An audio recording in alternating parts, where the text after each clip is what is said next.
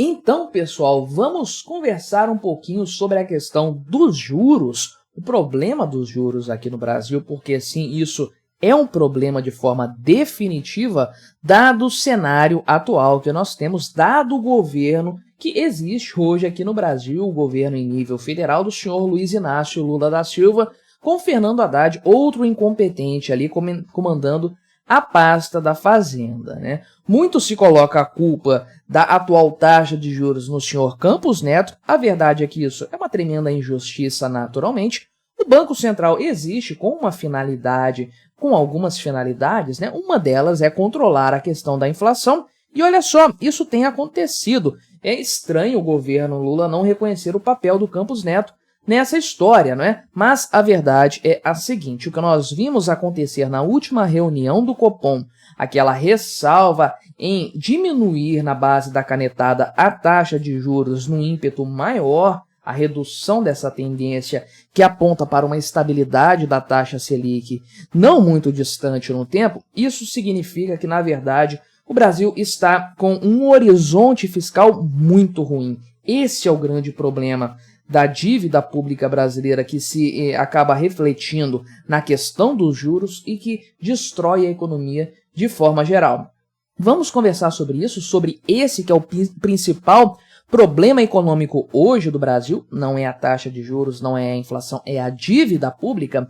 Mas antes, não se esqueça, deixe o seu like e o seu comentário neste vídeo, se inscreva no meu canal se você ainda não for inscrito, considere se tornar membro patrocinador do meu trabalho. Com valores a partir de R$ 1,99 por mês, você me ajuda bastante dessa forma, pode ter certeza disso, né? Então, a última reunião do Copom, certamente você acompanhou isso quando aconteceu, houve um corte de meio ponto, aliás, de 0,25 ponto percentual, a metade do que eles queriam fazer anteriormente. Lá em março foi indicado que eles fariam esse corte.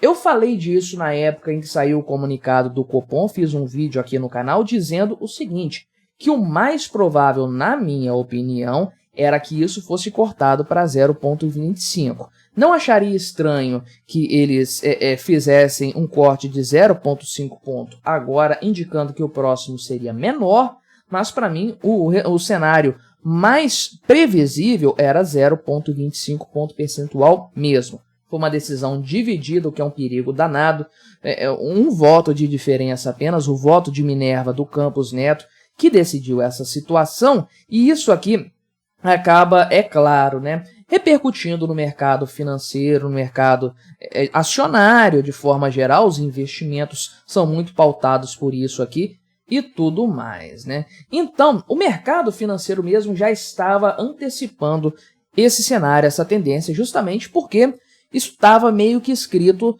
no relatório, na pauta da reunião anterior lá de março. Eu não sou nenhum gênio econômico para só eu ter visto, de forma geral, a tendência que foi pontuada na última reunião. O mercado financeiro tirou isso de letra também. Existem, é claro, fatores aí internacionais pesando nesse cenário. É difícil você continuar diminuindo a sua taxa básica de juros se você é um país em desenvolvimento, né, um país pobre, e os Estados Unidos estão mantendo a taxa deles estável já há algum tempo. É um perigo danado isso aí, você fazer qualquer modificação para baixo da sua taxa de juros num cenário desse aí. Então, o Banco Central preferiu reduzir esse ímpeto, que para mim já indica que eles vão parar em algum momento, ainda esse ano, estabilizar essa taxa de juros. Não sei quantas reuniões eles têm ainda antes do Campos Neto sair, porque depois que o Campos Neto sair, meu amigo,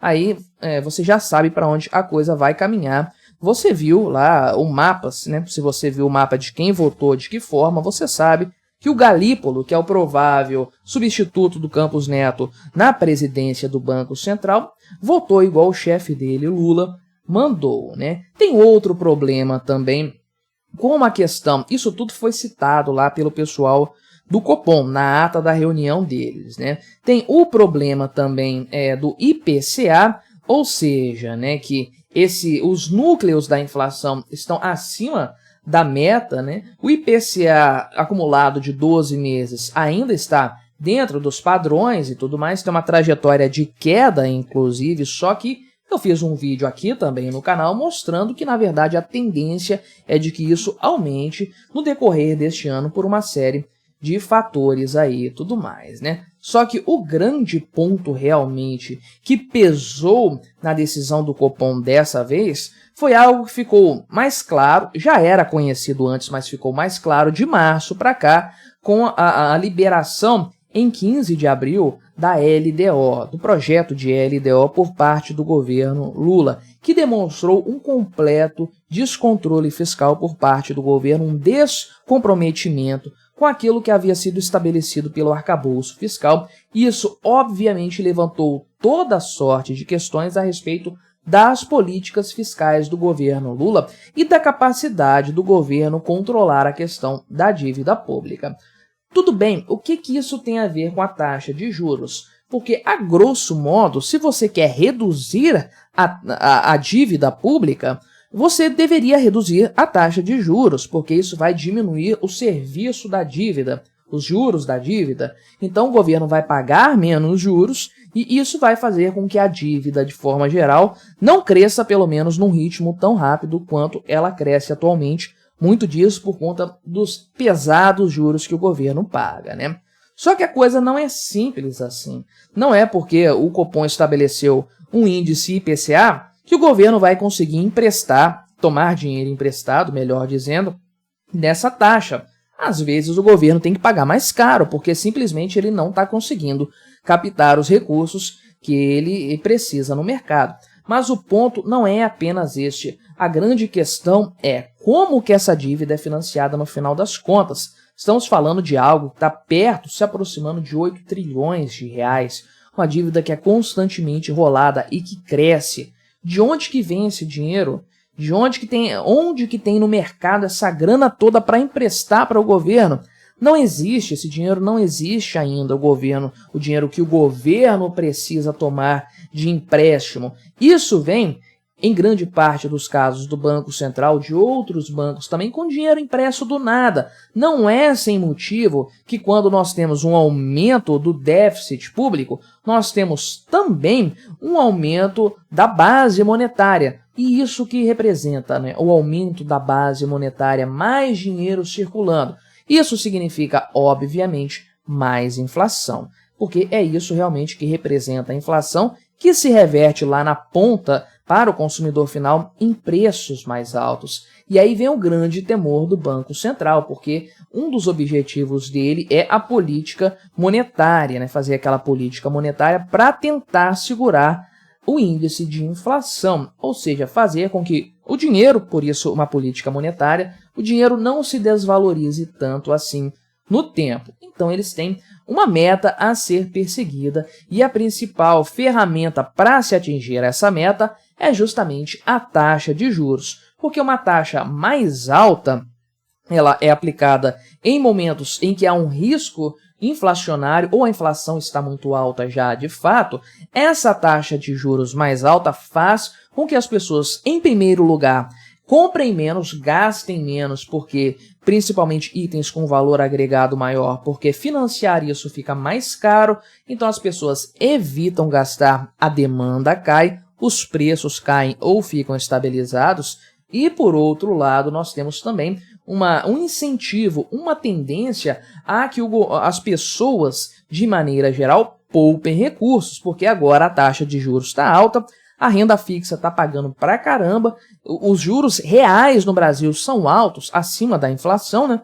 Então dá para você ter um ganho de capital fazendo algum tipo de poupança, de investimento no CDB ou algo do tipo. Ou seja, as pessoas deixam de gastar esse dinheiro para poupar. Menos dinheiro circulando, menos demanda por produtos, preços mais baixos também. Então é assim que essa ferramenta funciona e é utilizada pelo Banco Central. Por que o Banco Central, então, está reduzindo a queda dos juros que já vinha acontecendo há algum tempo? Justamente porque o pessoal do Banco Central, o pessoal do Copom, avaliou o cenário fiscal brasileiro e entendeu o seguinte: isso vai piorar, a dívida vai aumentar, o rombo só tende a crescer e, obviamente, isso vai se refletir em uma base monetária maior, mais inflação. Se isso vai acontecer lá na frente, nós temos que trabalhar para que isso não seja um problema tão grande quando a hora desse dinheiro circular na economia chegar.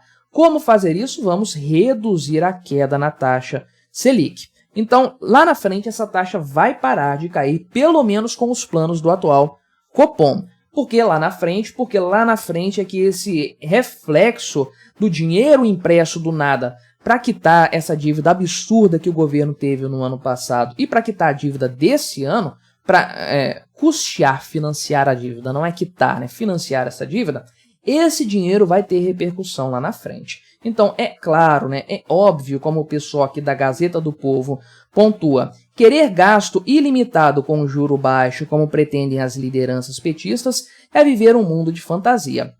A grande questão é a seguinte, né? Eles vivem nesse mundo mesmo e eles vão fazer isso aí. Eles vão aumentar o endividamento de forma constante, já deram esse sinal e o resultado vai ser pior do que eles sinalizaram, como sempre acontece. E como vamos ter um homem do Lula no comando do Banco Central no próximo ano, o governo Lula vai fazer o que quiser lá no Copom e vai continuar abaixando essa taxa de juros de forma contínua, a taxa básica de juros, independentemente dos resultados. Então, se você tem gasto público mais alto e uma taxa de juros mais baixa, você tem dois fatores trabalhando em conjunto para aumentar a inflação. E é isso provavelmente que nós vamos ter no governo Lula. Uma inflação mais resiliente, uma inflação crescente ao longo do tempo, como já aconteceu no passado. E foi justamente esse cenário, esse tipo de cenário que levou a Argentina ao atual buraco em que ela está, né? Infelizmente, a gente não tem nenhum indício, nenhuma evidência de que o Lula não vai partir por esse mesmo caminho. Mas o que você achou dessa história? Colabore com o nosso debate, deixe aí o seu comentário, se inscreva no meu canal se você ainda não for inscrito e até a próxima!